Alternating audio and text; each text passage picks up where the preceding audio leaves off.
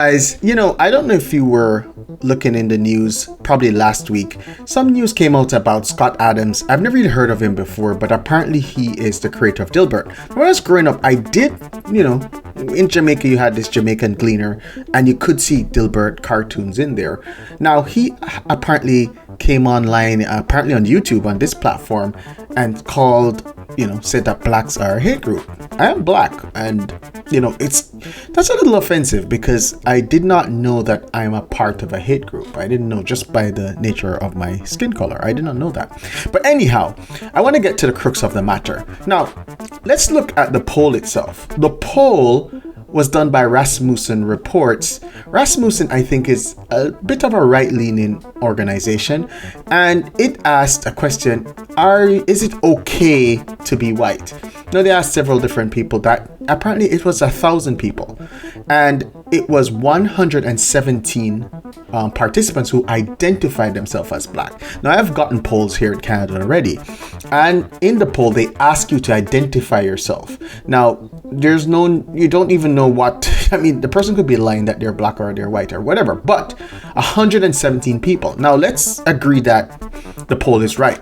117 black people, answered the question, and out of that, about 32 of them said either they strongly disagree or somewhat disagree. 32 people said that. 21% of the folks said they're not sure. 53%, they were like, of course it is.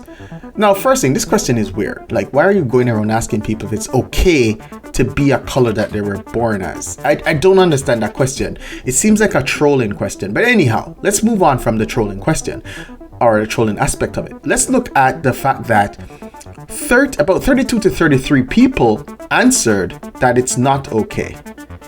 And those 32 or 33 people are representative of what is about 1.2 billion black, or people who identify themselves as black, around the world. Now, if you're going to take the answer of 33 people, and you're going to extrapolate that as 100% of 1.2 billion people are somehow racist against whites, I think that's a strange extrapolation. I honestly, from a mathematical point of view, that's a very strange extrapolation. And the 21% who said they're unsure, a lot of people are just like, I can't even bother to listen to this poll. I want to go back to eating my food or, watching whatever is on the program. So I think that was a bit weird that he did that extrapolation. But anyhow, let me tell you what I think. Now, I've seen, and I've, on Twitter, on Reddit, and a lot of different places, there are a lot of videos of acts of violence that are happening. And these acts of violence, let's be honest, a lot of times these are perpetrators who are black, and, sometimes the victim is black, sometimes the victim is white, sometimes the victim is Asian. Quite a few times the perpetrators are black, and it could be someone behaving badly in a McDonald's. It could be someone behaving badly, at the subway station, all that stuff. And there are perpetrators who are white and perpetrators of other ethnicities. But, you do tend to see a lot of them with a lot of black folks. You look at the local news, and even as a black man, sometimes I'm embarrassed by the number of, especially young black men who are on the news for acts of violence. So I do understand from an anecdotal standpoint that someone could be concerned at the level of violence that's happening, and what may seem, because of the propensity on local news, and the statistics do show that there is a greater chance that the perpetrator of an interracial crime, that it will be sometimes a black person on a white person, black person, an Asian person, and it happens, and it's something that we in the community need to look at, because I do believe that individuals, there's a certain set of individuals who do commit a lot of crime, and those individuals, they give an excuse to a lot of people who may have